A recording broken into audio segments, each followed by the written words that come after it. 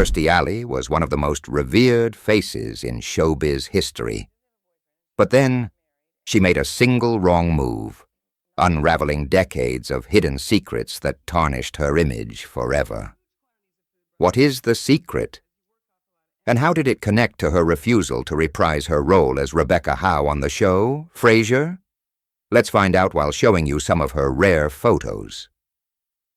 Kirstie was born on January 12, 1951, in Wichita, Kansas, to Robert Deal Alley and Lillian Alley. Her family was quite well off, as her father owned a lumber company. Kirstie had quite an idyllic childhood growing up with her siblings Colette and Craig. She attended Wichita Southeast High School, graduating at the age of 18 in 1969. From there, Kirstie decided to enroll at Kansas State University. Away from home, she was exposed to so many other people and influences. In a surprising move, she decided to drop out of college in her sophomore year. Not only that, but she wanted to move away from Kansas to Los Angeles, which she eventually did. Kirstie was quite comfortable in Los Angeles. In fact, she decided to pursue a career in interior design. Being so close to Tinseltown, Kirstie could not help but get captured by the constant lights, cameras, and action in Hollywood. As a result, she appeared in 2 different game shows and performed wonderfully each time. The first game show she appeared on was Match Game in 1979. She was 28 years old at the time. She won both her games and was awarded $500. After qualifying for the Supermatch, she went on to win $5,500. A year later, she appeared on the game show Password Plus. Interestingly, in both of Kirstie's game show appearances, she described her profession as interior designer, meaning that despite living in Hollywood for about 10 years, she had yet to pursue acting. However, with how well she carried herself on TV, the opportunity would very soon come knocking. The year 1981 was a particularly tough year for Kirstie. Her mother was killed in an automobile crash involving a drunk driver. Luckily, her father survived the incident but was left seriously injured. Kirstie Alley's big Hollywood break came in 1982 when she was 31 years old. She starred in the blockbuster movie Star Trek II, The Wrath of Khan, as the character Saavik. The Wrath of Khan was a huge hit, grossing almost $100 million against a budget of $12 million. It is now a classic, considered one of the best sci-fi movies ever made.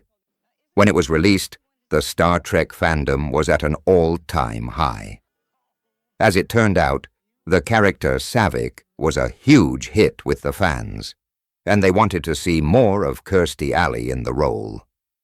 Unfortunately for them, Kirstie had other plans. With the spotlight on her, she wanted to capitalize on the large variety of opportunities that had opened up before her.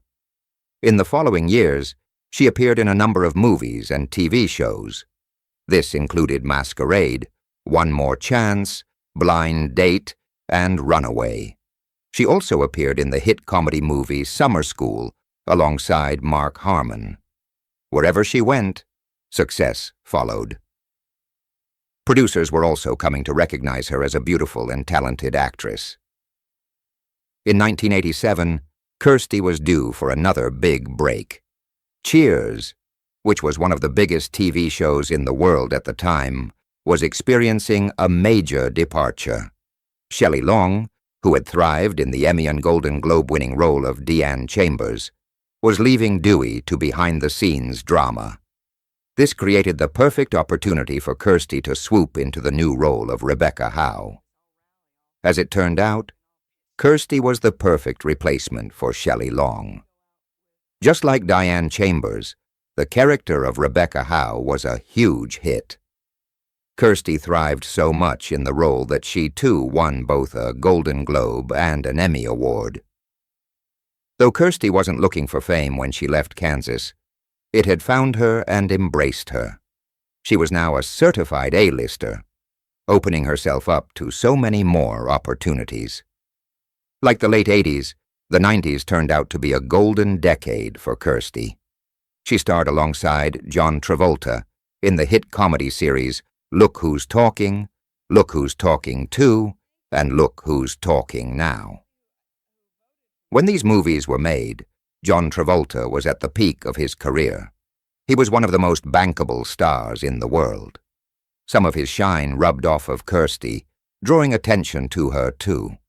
The movies went on to gross a combined $428 million. Kirstie Alley and John Travolta remained good friends ever since. After these movies, Kirstie appeared in other movies, including Village of the Damned, Sibling Rivalry, It Takes Two, Deconstructing Harry, and Drop Dead Gorgeous. Entering the 2000s, her legacy was more or less intact. She was known worldwide as a beautiful actress who had great comedic and dramatic chops. However, slowly, everything began to unravel.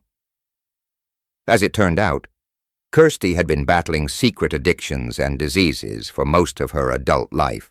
In seeking relief, she formed associations with certain organizations that didn't necessarily have her best interest at heart. For one, there was the issue of Kirstie's weight gain. She admitted on the Dr. Oz show that all her life, she had been a compulsive eater. Unlike other compulsive eaters, Kirstie was not compelled to seek help because her weight didn't change much. However, all of that changed in 1992, when she began early menopause. With the onset of her menopause, Kirstie could no longer eat as much as she wanted, whenever she wanted. Everything was made worse by the fact that she was an actress whose image was broadcast to millions of people around the world. If her weight went unregulated, producers would notice and write her off. For actresses, weight gain was a bigger problem than for most people, one that threatened their livelihoods. It was at this juncture that Kirstie began her association with Jenny Craig. This was a weight loss and nutrition company promising miraculous transformations with their clients. With Jenny Craig, Kirstie lost 75 pounds between the years of 2004 to 2007. She also became their official spokesperson and promoted the company in her press and talk show appearances. Despite her successful collaboration with Jenny Craig, Kirstie suddenly parted ways with them in 2010. Though this was puzzling, clarity arrived when she announced that she was starting her own weight loss brand. Ironically, Kirstie gained 83 pounds when promoting her own weight loss brand known as Organic Liaison. Once more, people were confused, until a bombshell piece of gossip was released. Roger Friedman, the infamous gossip blogger and journalist, alleged that there was a link between Kirstie's Organic Liaison brand and the Church of Scientology. This caused Kirstie's image to plummet right into the mud. The Church of Scientology has been a very controversial institution ever since it was formed in 1953 by L. Ron Hubbard. Pretty much since its formation, it has always been battling controversies. Kirstie's most ardent fans questioned if she had been deceived by them. Well, to make matters worse, it turned out that her association with the church went back decades. Remember when Kirstie dropped out of college during her sophomore year with no explanation? Well, it turned out the Church of Scientology was behind it. She went to Los Angeles purposefully to learn from them. She was a deep member of their organization, climbing very high up the ranks. Kirstie revealed that she became a Scientologist when she was battling an addiction to cocaine. She claimed that the organization gave her the power to combat that addiction. Her allegiance to them was such that she made a $5 million donation to the organization in 2007. She also refused to reprise the role of Rebecca Howe on the show, Fraiser as Scientology was, against the psychiatric subject matter. She was the only member of the cast of Cheers to do this. Even Shelley Long returned. Well, with the association between Organic Liaison and the Church of Scientology revealed, people quickly turned on the product. Kirstie faced a class action lawsuit from disgruntled clients who claimed that the product was ineffective.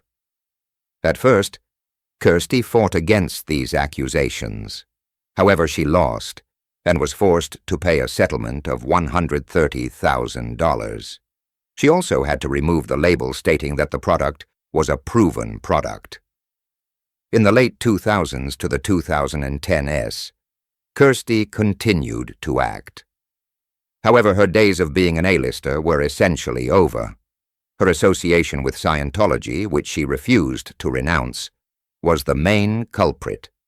So many members of the organization had disappeared suddenly without a trace or explanation, and whenever investigations were opened into the case, all their critics were strongly attacked by the members of the church. In May 2022, Kirstie began to experience symptoms of a sore back. Upon visiting the doctor, she was informed that she had stage 4 colon cancer. 7 months later, she died. Her husband, 2 children, and old friends posted their condolences in the media. This included names like John Travolta, Rhea Perlman, and Kelsey Grammer. Despite how Kirstie's image was ruined before her death, it would be nice if she could be remembered for her talent as an actress, rather than her various controversies. As one of the best actresses in TV history, she absolutely deserves a better legacy than that. If you enjoyed this video, there's a good chance you'll also enjoy the one showing on your screen right now. Click, enjoy, and don't forget to subscribe to the channel. See you on the next one.